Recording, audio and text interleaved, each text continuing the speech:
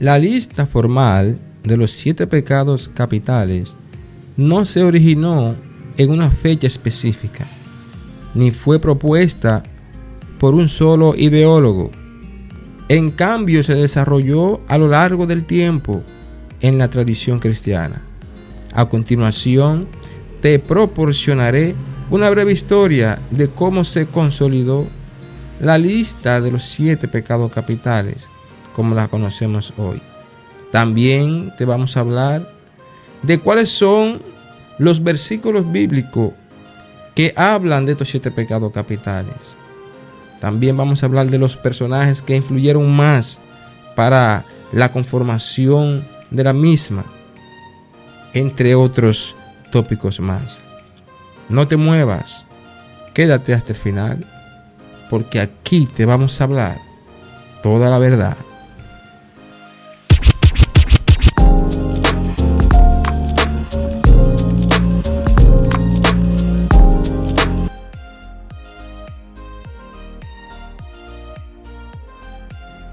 Los 7 pecados capitales, también conocidos como vicios capitales y pecados cardinales, es una agrupación categórica de las faltas humanas.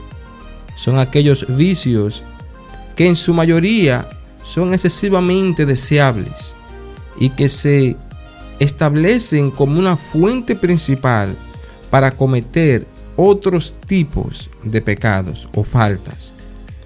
Estos vicios pueden alejar a la persona de la buena vida, robándole la paz, la tranquilidad y toda riqueza material. Los 7 pecados capitales son también una parte de la tradición de la enseñanza cristiana y son utilizados como una guía negativa digna de ser rechazada para evitar comportamientos destructivos y de esa manera fomentar la virtud y motivar a las personas a una vida llena de buen comportamiento moral.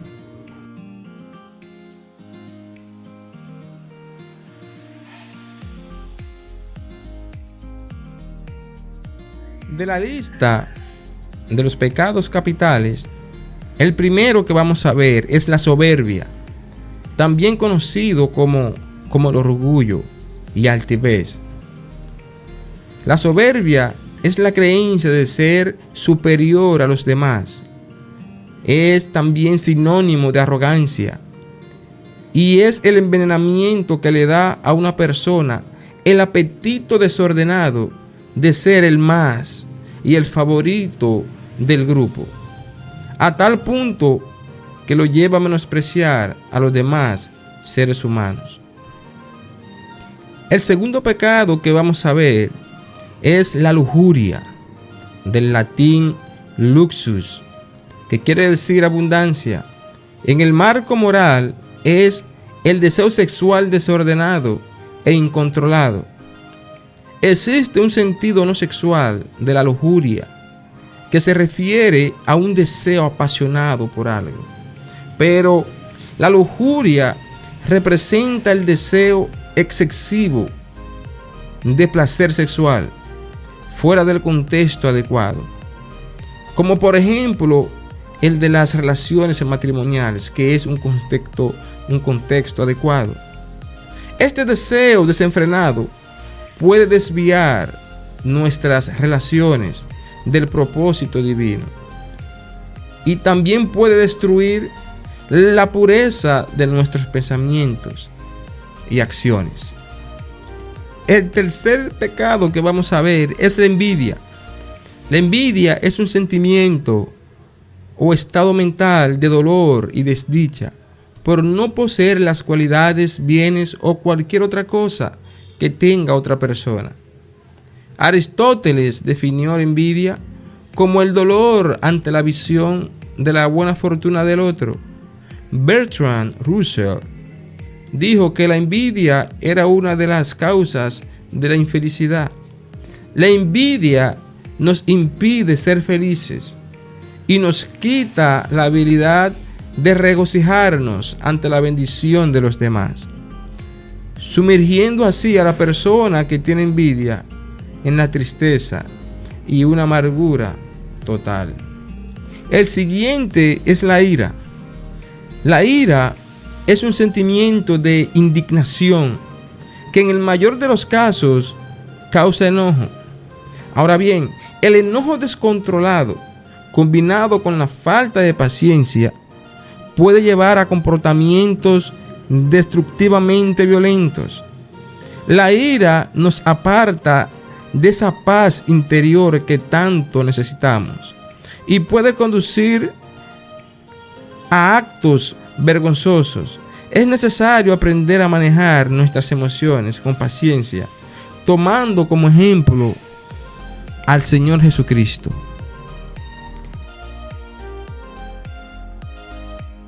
La gula es un apetito desordenado por la comida y la bebida.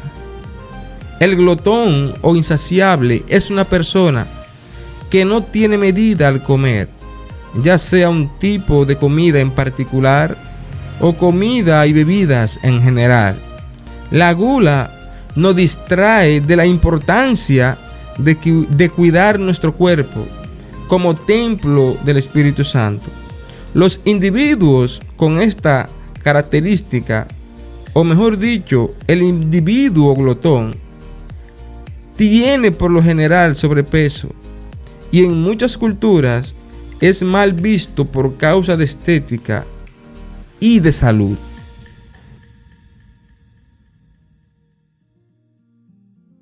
La pereza es negligencia total, no dado al trabajo. El diccionario de la lengua española lo describe como flojedad, tedio o descuido en el trabajo o cosas a que estamos obligados a hacer. También la pereza está relacionada a la falta de interés o esfuerzo en realizar tareas y responsabilidades, llevando así a la persona perezosa a la inercia y la apatía. La pereza nos aleja del cumplimiento de nuestro propósito aquí en la tierra, ya que el perezoso es incapaz de trabajar y poner los talentos que le fueron dados al servicio del reino de Dios aquí en la tierra.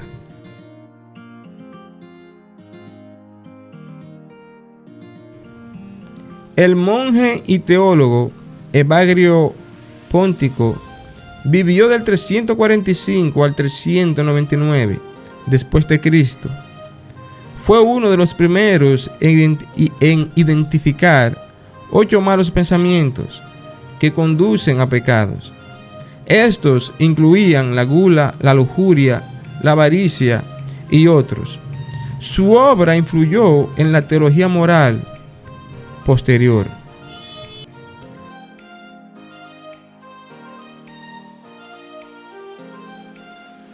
El Papa Gregorio I, también conocido como Gregorio Magno, quien vivió entre el 540 al 604 después de Cristo, fue una figura clave en la formalización y popularización de la lista de los pecados capitales.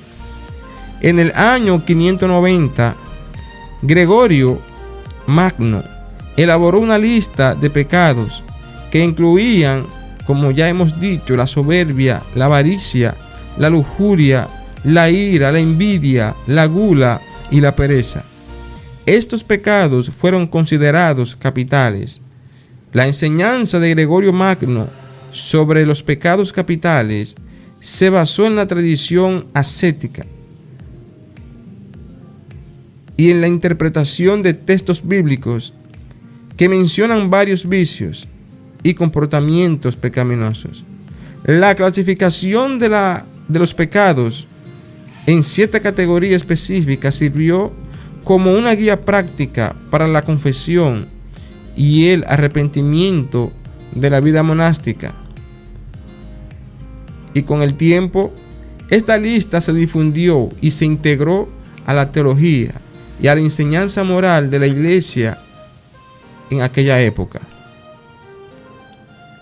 Aunque la noción de los 7 pecados no se encuentra explícitamente en la Biblia, se ha vuelto ampliamente reconocida y utilizada en la tradición cristiana a lo largo de todos estos siglos.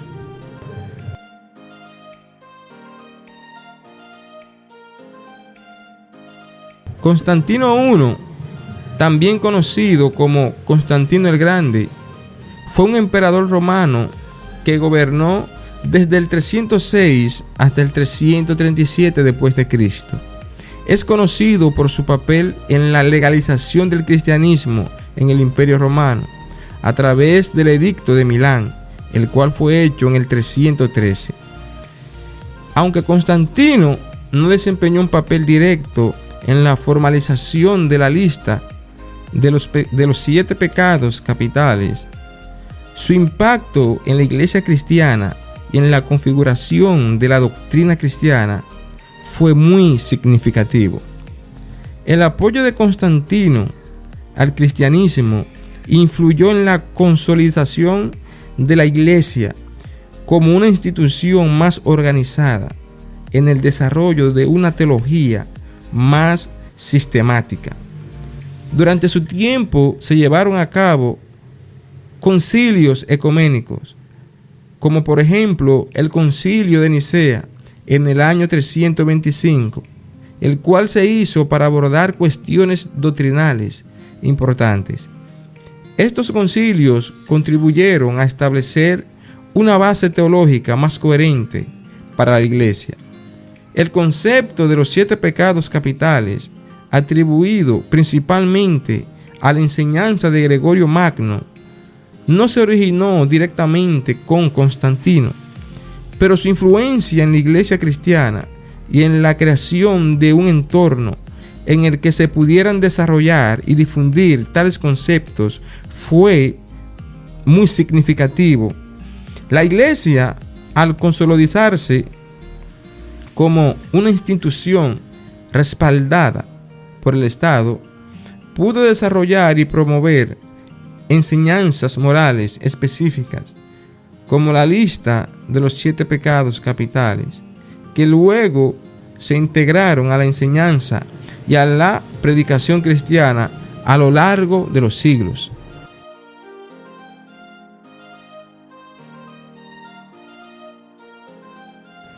Nuestro primer versículo bíblico habla sobre la soberbia, el cual está en Proverbios capítulo 16, verso 18, la cual dice: la soberbia precede a la destrucción, el espíritu altivo a la caída. Lucas capítulo 12, verso 15 habla sobre la avaricia y dice: cuídense de toda avaricia. La vida de una persona no depende de la abundancia de los bienes que posee. En Mateos capítulo 5, verso 28, nos habla claramente de la lujuria y nos dice, hablando nuestro Señor Jesús: pero yo les digo que cualquiera que mira a una mujer para codiciarla, ya ha cometido adulterio con ella en su corazón. Nuestro versículo que habla sobre la ira lo vamos a ver en Efesios capítulo 4, versos 26 y 27. Cuando se enojen, no pequen. No dejen que el sol se ponga estando aún enojados, ni den cabida al diablo. En Gálatas capítulo 5, verso 26 nos habla de la envidia y dice: no nos hagamos vanagloriosos, irritándonos unos a otros, envidiándonos unos a otros. La gula. En Filipenses capítulo 3, verso 19, nos va a hablar de este pecado y dice: su destino es la destrucción, su Dios es el estómago, y su gloria está en lo vergonzoso. solo piensan en las cosas terrenales. Y el último y séptimo pecado, que es la pereza, lo vamos a ver en Proverbios capítulo 19, verso 15, el cual dice: la pereza sume en sueño profundo, y el perezoso sufre hambre.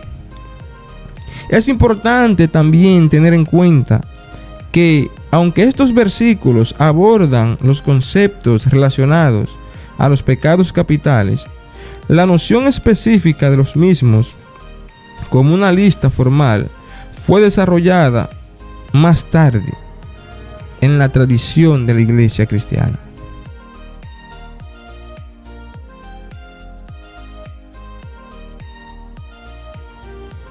La iglesia, específicamente la iglesia católica, siempre ha tenido prácticas de penitencias y disciplina para aquellos que caían en ciertos pecados considerados graves.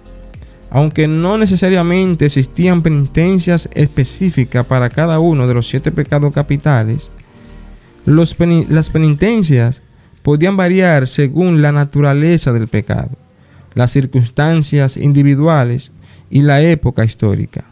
A continuación te voy a presentar algunas de las penitencias o disciplinas que eran impuestas por la iglesia para cada persona que caía en una de estas prácticas vergonzosas. La disciplina a menudo comenzaba con la confesión del pecado ante el líder o el sacerdote, y el arrepentimiento genuino y la contrición eran totalmente fundamental. En la oración se asignaba oraciones específicas, como rezar cierto número de Padre Nuestros, como una forma de penitencia y disciplina. También se imponían ayuno. La práctica del ayuno, que involucraba restricción de la cantidad o tipo de alimentos consumidos, podría ser impuesta también como penitencia y castigo. En algunos casos también se pedía a los penitentes que realizaran peregrinaciones o caminatas a lugares sagrados como acto de arrepentimiento y purificación. Se podía pedir a los penitentes, en un caso en particular, que realizaran obras de caridad o actos específicos de misericordia como parte de su penitencia. Es esencial tener en cuenta que las prácticas de disciplina han cambiado a lo largo de los siglos y que las actuales prácticas de la iglesia pueden diferir de las históricas. Además, otras denominaciones cristianas pueden tener enfoques diferentes en cuanto a la disciplina y a las penitencias. Si te ha gustado este video, no olvides suscribirte a nuestro canal, danos tu like. Dios te bendiga. Será hasta el próximo video.